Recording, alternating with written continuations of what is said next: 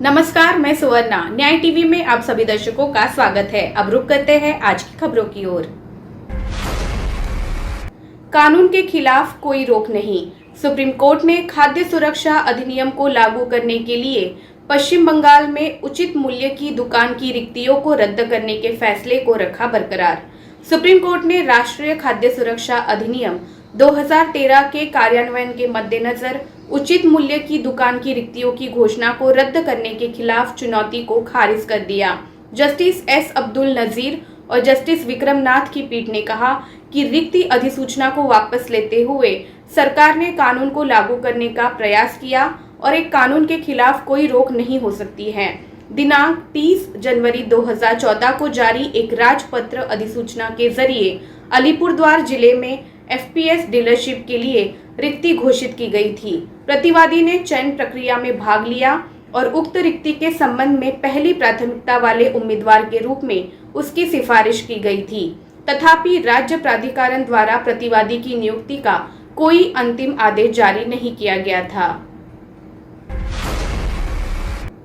यद्यपि प्रतिवादी का आवेदन लंबित था, इस बीच पश्चिम बंगाल राज्य के खाद्य और आपूर्ति विभाग द्वारा रिक्तियों की घोषणा को रद्द करते हुए एक अधिसूचना दिनांक 17 अगस्त 2015 जारी की गई थी। यह अधिसूचना 2013 अधिनियम के कार्यान्वयन के आलोक में जारी की गई थी।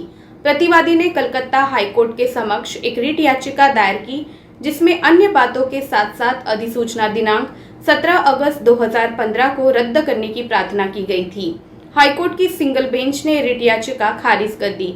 इंट्रा कोर्ट अपील की अनुमति देते हुए हाईकोर्ट की डिवीजन बेंच ने माना कि पश्चिम बंगाल सरकार रिक्तियों को वापस लेने के फैसले को सही ठहराने में विफल रहा है और इसने एक मनमाना और अनुचित तरीके से काम किया है और इसलिए दिनांक 17 अगस्त 2015 की अधिसूचना को रद्द कर दिया। वयस्कों द्वारा स्वैच्छिक यौन कार्य पर कोई आपराधिक कार्यवाही नहीं। केंद्र ने सुप्रीम कोर्ट पैनल की सिफारिशों पर आपत्ति जताई। सुप्रीम कोर्ट ने राज्य सरकारों और केंद्र शासित प्रदेशों को सेक्स वर्कर्स के लिए अपने पैनल की कुछ सिफारिशों का सख्ती से पालन करने के लिए निर्देश जारी करते हुए कहा कि संविधान के अनुच्छेद 21 के अनुसार सेक्स वर्कर्स को सम्मान के साथ जीने के लिए शर्तें अनुकूल हैं। 19 मई को इस तथ्य पर ध्यान दिया गया कि केंद्र सरकार ने इस संबंध में पैनल की अन्य सिफारिशों के साथ आपत्ति व्यक्त की थी। Justice L Nageswara Rao, justice BR Gavai और जस्टिस एएस बोपन्ना ने केंद्र सरकार को 6 सप्ताह की अवधि के भीतर पैनल द्वारा की गई अन्य सिफारिशों का जवाब देने का निर्देश दिया।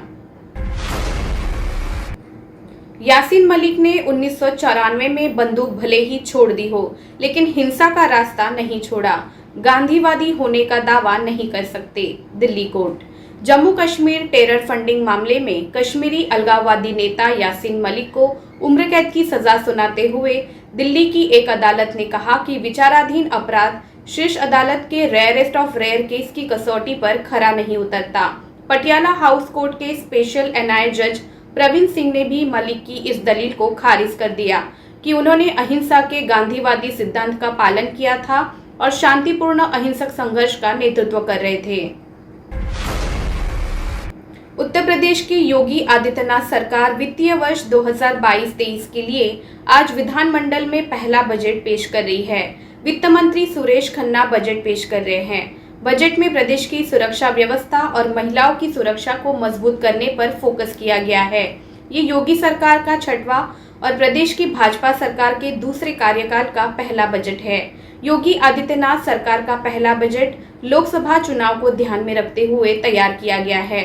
योगी सरकार का पहला बजट उत्तर प्रदेश में राज्यसभा की 11 सीटों के लिए 10 जून को होगा।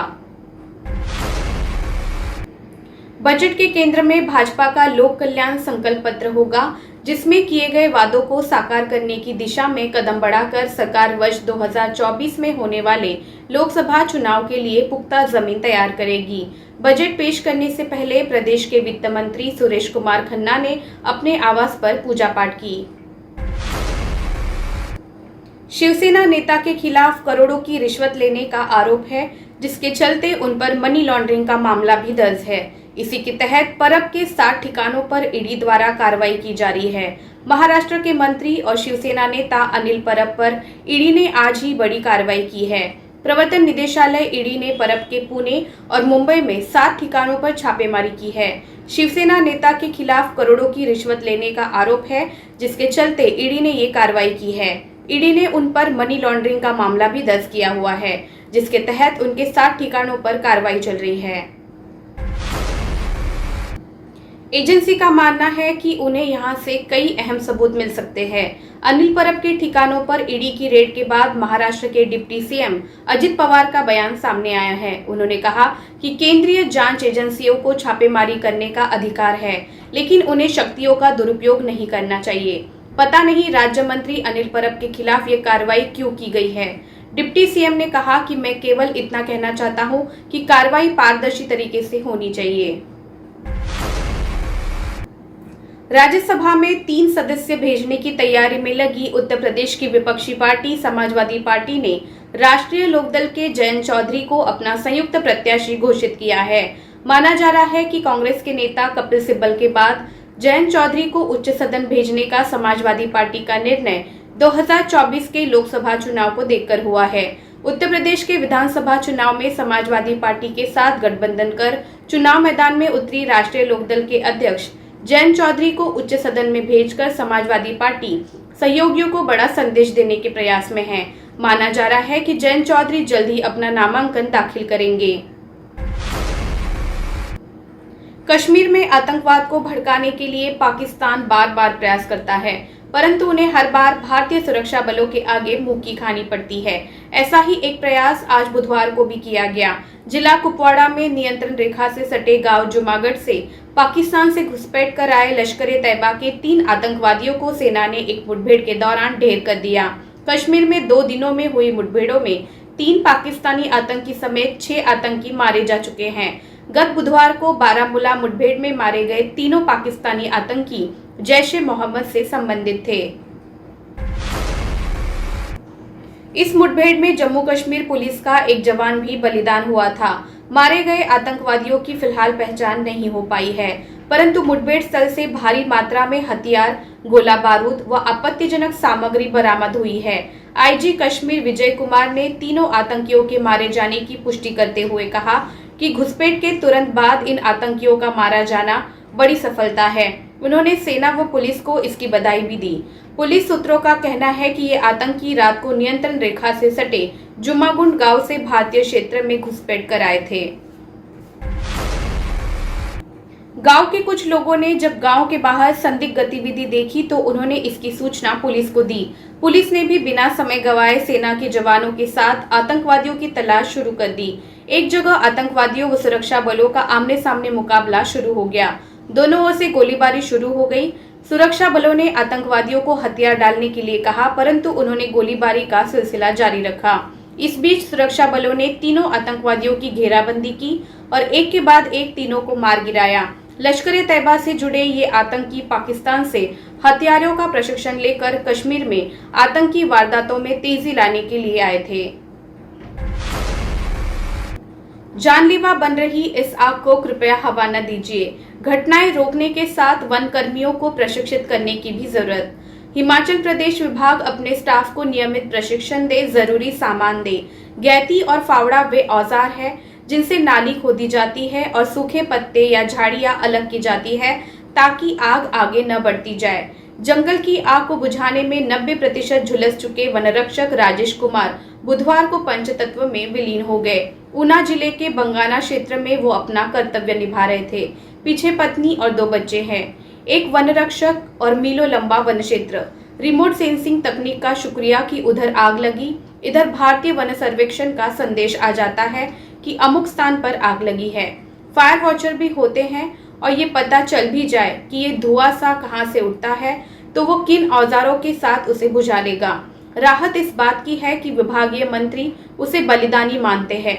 वो न केवल राजकीय सम्मान के साथ किए गए राजेश कुमार के अंतिम संस्कार में शामिल हुए, अपितु उन्होंने ये भी कहा कि राजेश को बलिदानी घोषित करने की बात वो मंत्रिमंडल की बैठक में रखेंगे।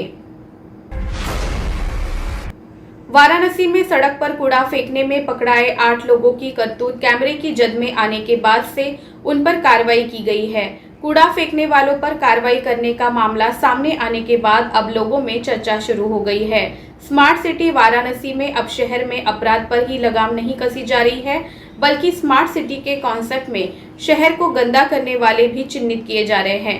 अब शहर को गंदा करने वालों पर भी सख्ती की जा रही है। अब शहर को गंदा करने वाले भी कार्रवाई के जद में आ रहे हैं और सुधार न होने पर उन पर आगे और भी कड़ी कार्रवाई की जाएगी। प्रारंभिक तौर पर 500 रुपए जुर्माना की कार्रवाई की गई है, लेकिन सुधार नहीं हुआ तो आगे और भी सख्ती कार्रवाई की जाएगी।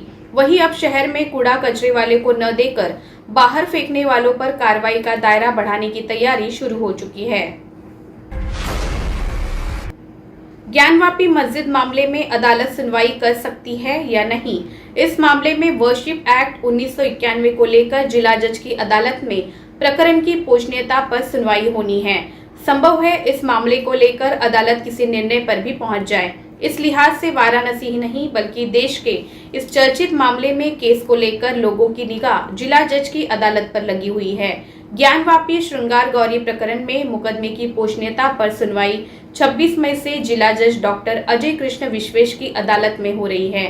वादी और प्रतिवादी पक्ष की ओर से इसकी तैयारी एक दिन पूर्व से चल रही है। दोनों ओर से दिए जाने वाले साक्ष्य और दलीलों से मुकदमे का अस्तित्व तय हो पाएगा। प्रतिवादी पक्ष ये साबित करने में सफल रहा कि मुकदमा पोषणीय नहीं है तो अभी तक हुई सारी कार्यवाही यही रुक जाएगी। वही वादी पक्ष अदालत को ये बताने में सफल रहा कि मुकदमा सुनने योग्य है तो सुनवाई आगे बढ़ेगी।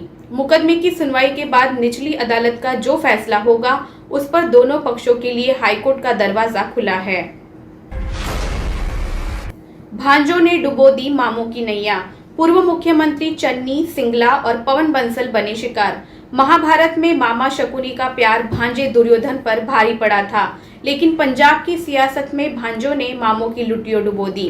मंगलवार को भ्रष्टाचार में गिरफ्तार किए गए पूर्व सेहत मंत्री डॉक्टर विजय सिंगला की नैया डुबोने में उनके भांजे प्रदीप बंसल का अहम योगदान रहा है। इससे पहले पूर्व मुख्यमंत्री चरणजीत सिंह चन्नी के भांजे भूपिंदर हनी की अवैध खनन मामले में हुई गिरफ्तारी ने उनके राजनीतिक करियर को बर्बाद कर दिया। इसके अलावा कांग्रेस नेता पूर्व केंद्रीय रेल मंत्री पवन बंसल की नैया भी उनके भांजे ने ही रिश्वत लेकर डुबोई थी। फिलहाल बस इतना ही। अन्य खबरों के लिए जुड़े रहिए न्याय टीवी के साथ। नमस्कार।